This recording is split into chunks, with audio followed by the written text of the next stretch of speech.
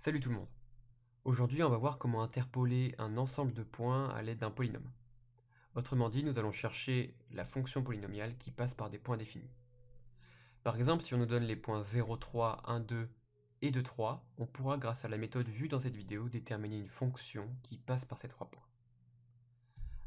La référence en termes d'interpolation sont les polynômes de Lagrange, qui se résument à cette formule.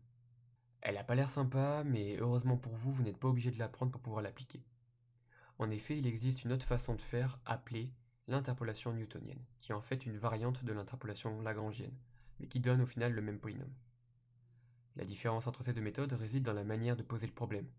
Pour Lagrange, on doit appliquer cette formule, alors que la méthode de Newton est plus visuelle et donc plus accessible, et surtout plus rapide, ce qui peut être décisif lors d'un contrôle. Donc voilà en quoi consiste la méthode de Newton.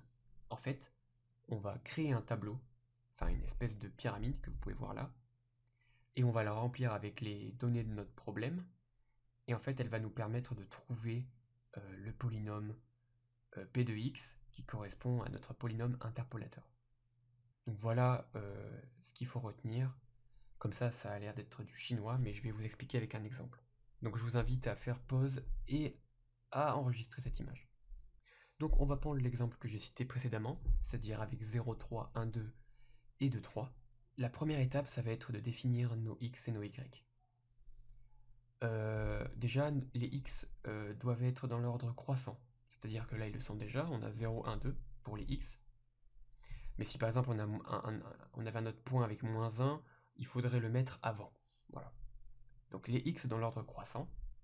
Donc comme on peut le voir sur le schéma que je vous invitais à enregistrer, on place les x sur la colonne de gauche. Donc notre x0 est ici, notre x1 est ici, x2 ici. Voilà, j'ai placé mes points dans les premières cases. Donc maintenant ce qu'on va faire, c'est remplir les cases du tableau. On va en fait calculer des différences divisées. C'est le principe des polynômes de Lagrange.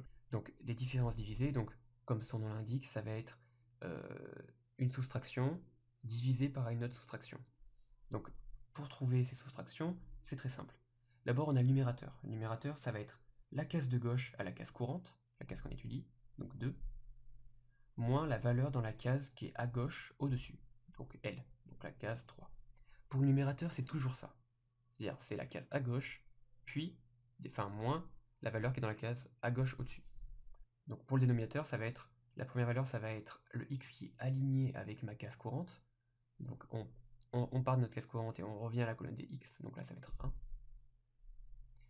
Auquel on soustrait une autre valeur. Donc là en l'occurrence ça va être 0, mais je vais vous expliquer pourquoi c'est 0.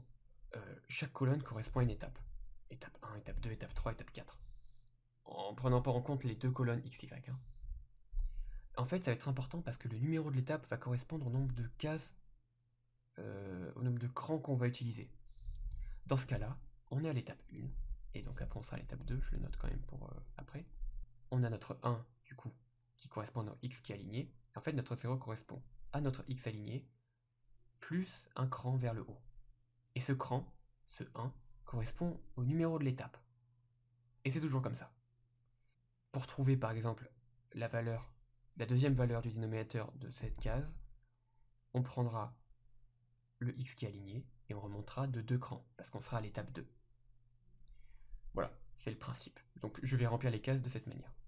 Donc au numérateur, sur cette case, pour le numérateur, j'ai la case à gauche, plus la case à gauche au-dessus, 3 moins 2, divisé par mon x qui est aligné, et vu que je suis à l'étape 1, je fais 2 et je remonte de 1. Donc on est sur 1. Moins 1. Pour cette case, alors attendez, j'ai pas mis les valeurs, donc là c'est moins 1 et là c'est 1. Pour cette case, pour le numérateur, je vais prendre la case qui est à gauche et la case à gauche au-dessus, donc 1 moins moins 1.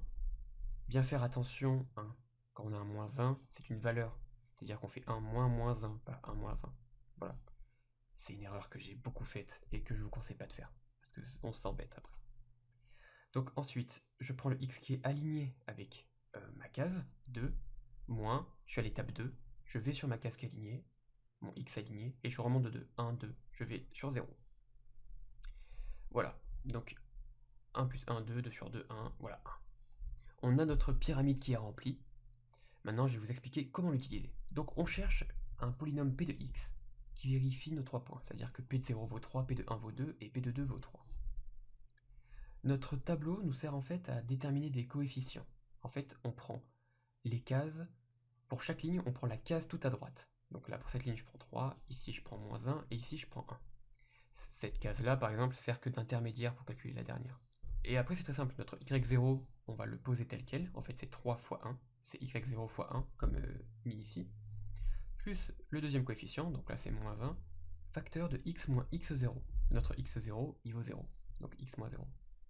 Ensuite, on met l'autre coefficient, le coefficient d'après, plus 1, facteur pareil de x moins 0, mais encore facteur de x moins x1, qui correspond à 1, donc x moins 1. Et on continue ainsi. En fait, comment dire, là pour le 1, j'ai récupéré le x-0 d'avant, et j'ai rajouté un nouveau facteur qui correspond à x-1, enfin x moins x1, et on avance comme ça. C'est exactement ce qui est écrit ici, jusqu'à l'exemple avec, jusqu'à d0. Là ici, il y a 4 étapes, là j'en ai que 2. Plus on a de points, plus on a d'étapes. Voilà. Et du coup, je développe ça. Et vous pouvez vérifier, ce polynôme interpole ces 3 points. Merci pour votre attention, en espérant vous avoir aidé, et à la prochaine.